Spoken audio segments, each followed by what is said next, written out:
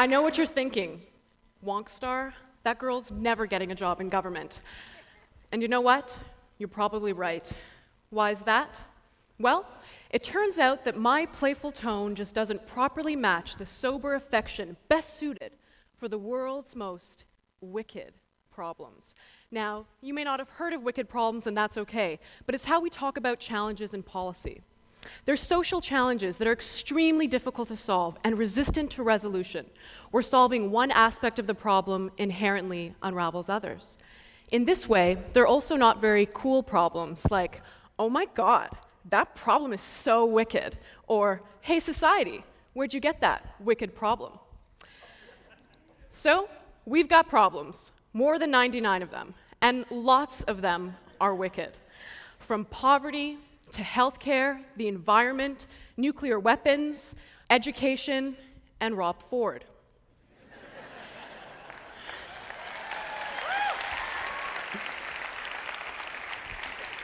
And you've got me, with vacillating levels of seriousness, and over there, government, which frankly takes itself a bit too seriously. And yet, policy making is a sort of game. It's one where we try to make society better and get things done. In fact, it's a four-player pursuit refereed by the media, where the public service, NGOs, experts, and the private sector jostle for power and influence, just like this, and they jostle so intensely that they overlook the public who watches from the sidelines. That's right, public policy keeps forgetting about the public. By the way, that's you. And if you want to be a player in the process, by all means, but your moves are few. You could protest, write a letter, make a deputation, attend a consultation, or tweet passive-aggressively. The process forces you to be reactive, not proactive. So, where do we look for some policy-style inspiration? Imagine that the City of Toronto asked you to help allocate the municipal budget. A city in Brazil, Porto Alegre, has been doing just that since 1989. Or what if the political party that you support crowdsourced their election platform, asking you to shape and inform their priorities? Hold the phone.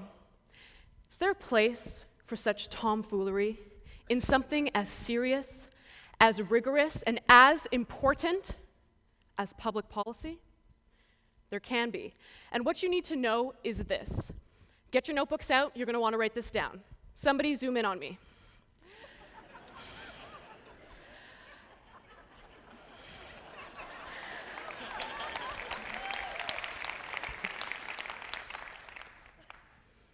There are two P's in public policy. There's a P in public, and there's a P in policy.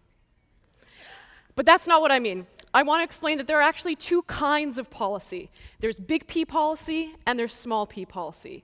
Big P is the articulation of a course of action that's intended to influence. It's more formal and typically regulated. Big P is bills and laws and acts, and is by no means child's play. But that doesn't mean we can't play around with it. Last year, Iceland rolled the dice, and they crowdsourced their constitution. Small p. Small p is the articulation of a standard. It's less formal, typically unregulated, and lots of small p innovation happens thanks to the ingenuity of ordinary people. Think of something like the Rocket Radar app, a privately developed application that lets you know when the next streetcar or bus is coming down to the minute. That was made possible by the government practice of open data. Another cool example is how some walk-in clinics or doctors will now text you when it's finally your turn, sparing you that mind-numbing wait.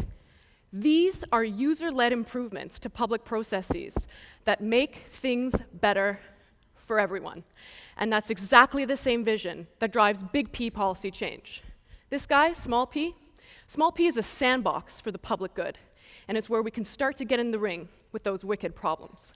Now, what else is going on in the ring? Last year, these random computer gamers solved an AIDS research problem that had been stumping scientists for 15 years. Using an online game called Fold It, it took the gamers 3 weeks. This is an example of how the public has a place when those experts are spinning their wheels. In 2007, Americans played the alternate reality game World Without Oil. The simulation helped players imagine what a peak oil crisis might be like, which in turn helped players engineer solutions. What I like about this example is that it wasn't mandated by government. The public made their place, and the result has obvious benefits for the state. I said there were 2 P's in public policy, and I want a third: play. And should we proactively just play around with problems? Games aren't new, I know that. But what is new is the notion that there is a link between the elements of games and widespread productive participation in policymaking. In Canada, we're ignoring the merits of gamification, crowdsourcing, and mass collaboration. And what I'm endorsing is a brave, new policy world that's more inclusive, experimental, and daring. And more small p can be the catalyst we need for big P to stand up and take note of new, hot ways for getting shit done. Policymakers, I haven't forgotten about you. Don't think I wrote my talk thinking you wouldn't be here or watching online, and can we give it up for people watching online from work? Yes. You guys, I triple dog dare you to come out and play. But first, I need you to recognize that there is a serious place for play in policy.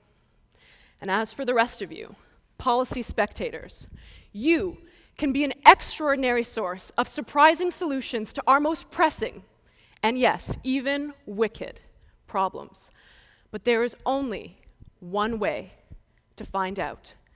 Ladies and gentlemen, your move. It's the end.